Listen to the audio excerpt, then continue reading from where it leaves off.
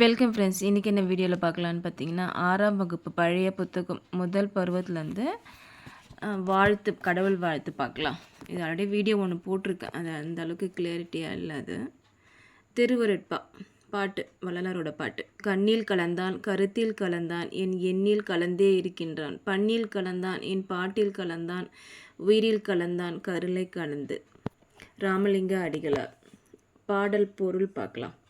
கருணை நிறைந்த இறைவன் என் கண்களில் இருக்கின்றான், என் சிந்தையில் கலந்து இருக்கின்றான், என் எண்ணத்தில் கலந்து இருக்கின்றான், என் பாட்டில் கலந்து இருக்கின்றான், பாட்டின் இசையில் கலந்து இருக்கின்றான், அவன் என் உயிரில் கலந்து இருக்கின்றான். ஆசிரியர் குறிப்பு. ராமலிங்க அடிகளார் திருவரு பிரகாச வள்ளலார் எனும் சிறப்பு பெயர் பெற்றவர். இவர் கடலூர் மாவட்டம் மருதூரில் பிறந்தவர். பெற்றோர் ராமையா சின்னம்மையார். ஜீவகாருண்ய ஒழுக்கம், மனுமுறை கண்ட வாசகம் ஆகிய 2 நூல்களை இவர் எழுதியிருக்கிறார். இவர் பாடல்கள் அனைத்தும் திருவருட்பா எனும் தலைப்பில் தொகுக்கப்பட்டுள்ளன. இங்கே நான் தனியாக எழுதி வச்சுருக்கேன். சில முக்கியமானதெல்லாம் பார்க்கலாம்.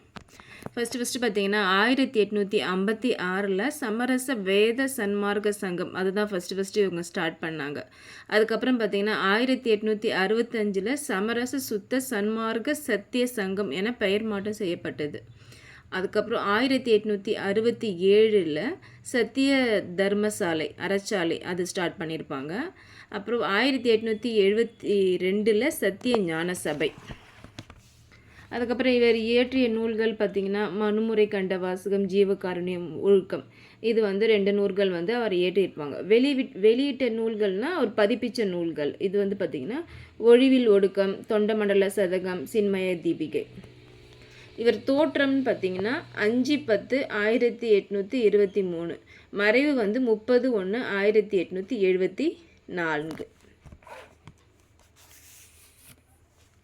இதுதான் இந்த பேராகிராஃப் தான் நான் சுருக்கி பாயிண்ட்டாக கொடுத்துருக்கேன்.